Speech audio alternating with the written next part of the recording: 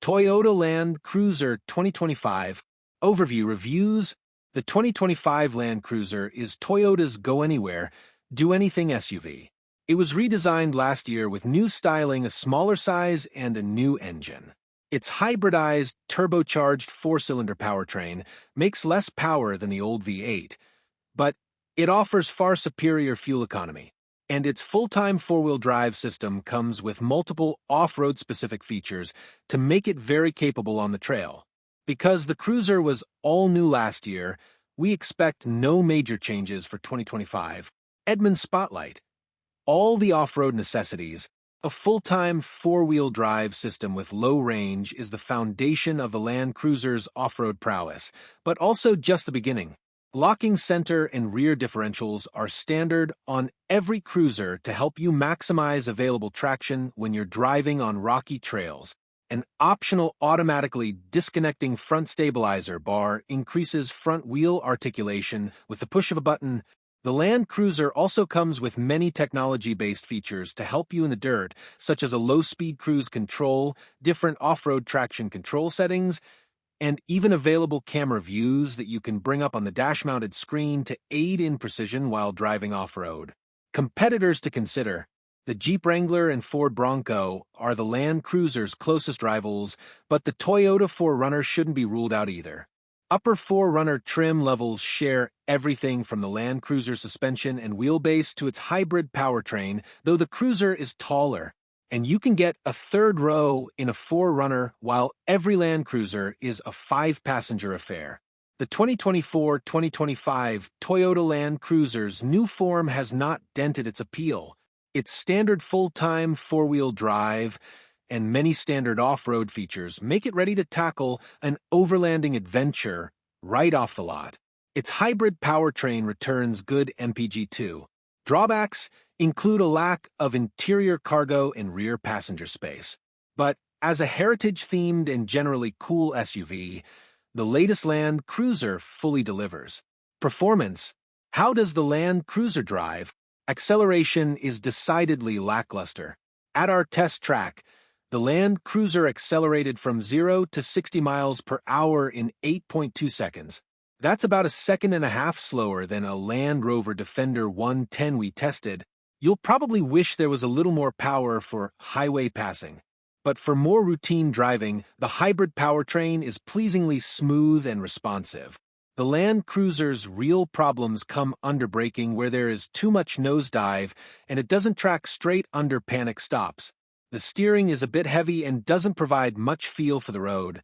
The Land Cruiser's handling around turns is not particularly nimble, though in regular day-to-day, driving it's a step above the hardcore off-roaders like the Ford Bronco and Jeep Wrangler in refinement. Overall, off-road capability is pretty good, though more ground clearance and a more aggressive set of all-terrain tires would be nice additions for owners who actually plan on hitting up trails. Comfort. How comfortable is the Land Cruiser? For an off-road-oriented SUV, the Land Cruiser offers a pretty comfortable experience. There's some truck-like elements to its ride, but for the most part it remains well composed on rough roads. The cabin is well insulated from wind and tire noise. The front and second row seats are supportive, with the front seats offering a nice thigh extension and plenty of adjustment.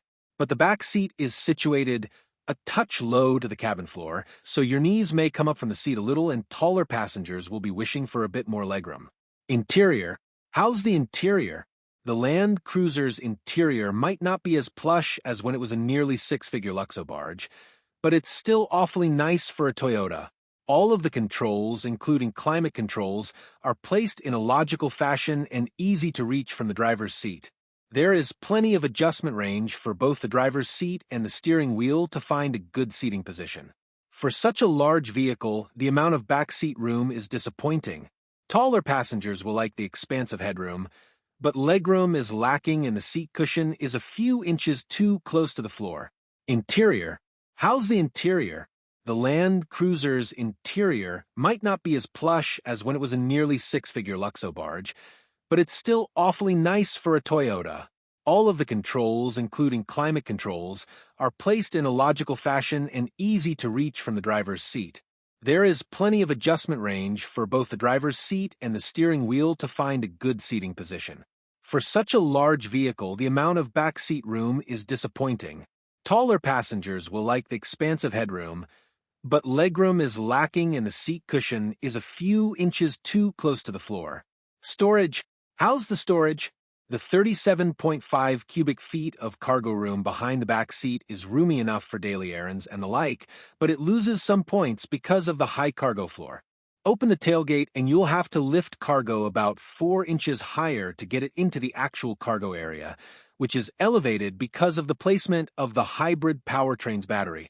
And with the seats folded, you don't get a flat cargo area either. Small item storage isn't great either. The door pockets are only medium-sized, and if you opt for the cooled box, it makes the center console storage very small. There's not really a convenient place to put anything larger than a phone.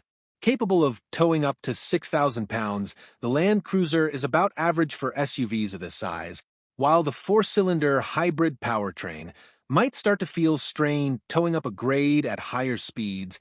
The Land Cruiser should be able to pull a light overlanding style camper without issue. Fuel economy. How's the fuel economy? The Land Cruiser's hybrid powertrain gives it better fuel economy than most of its off-road competition, with an EPA estimated 23 miles per gallon in combined driving. It does require premium fuel, however, which eats into the savings you'll get at the pump. Value. Is the Land Cruiser a good value? Even with the big price and size drop for this new generation of Land Cruiser, it's hard to say it offers great value.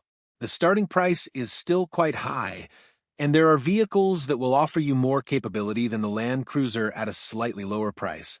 But the Toyota does have a nicely appointed interior with great build quality, and the lower trim levels could be built up to be more capable without too much trouble. Wild card, Toyota nailed the styling on the Land Cruiser. It harkens back to the aesthetic that defined cruisers of old and still brings something new and fresh to the table. And the old-school Toyota logo with the round headlights is a fantastic touch. Driving it on road, the Land Cruiser can feel a bit tame, but once it hits the dirt, the whole package makes more sense. Which Land Cruiser does Edmunds recommend? Toyota hasn't released official information on the 2025 Land Cruiser as of this writing. We'll update our recommendation if anything changes, but based on last year's Land Cruiser, we recommend the mid-level trim, which is simply called Land Cruiser. It comes with slightly different front-end styling than the base trim, as well as synthetic leather upholstery, ventilated front seats, and a larger 12.3-inch infotainment screen.